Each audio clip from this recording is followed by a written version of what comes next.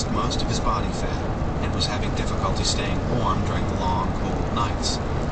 Certainly someone in town should have figured something must be wrong, me not being back by now, he noted. But still, no plane appeared.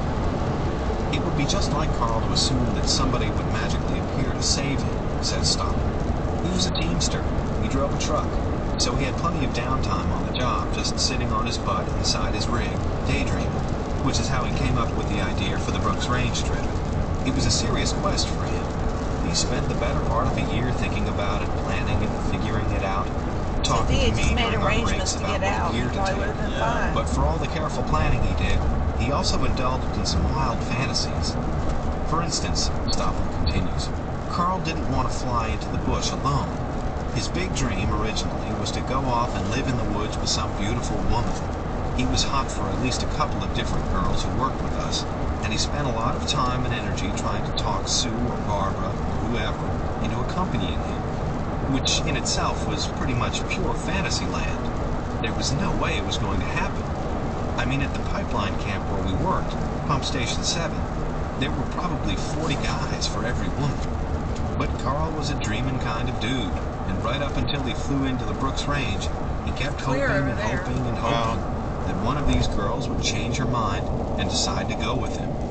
Similarly, Stoppel explains, Carl was the sort of guy who would have unrealistic expectations that someone would eventually figure out he was in trouble and cover for it. Even as he was on the verge of starving, he probably still imagined that Big Sue was going to fly in at the last minute with a plane load of food and have this wild romance with him. But his fantasy world was so far off the scale that nobody was able to connect with him.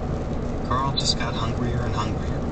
By the time he finally understood that nobody was going to come rescue him, he'd shriveled up to the point where it was too late for him to do anything about it. As McCunn's food supply dwindled to almost nothing, he wrote in his journal, I'm getting more than worried. To be honest, I'm starting to be a bit scared.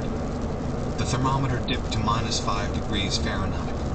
Painful, pus-filled frostbite blisters formed on his fingers and toes. In November, he finished the last of his rations.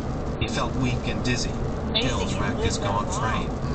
The diary recorded, hands and nose continued to get worse, as do feet. Nose tip very swollen, blistered, and scabbed. This is sure a slow and agonizing way to die.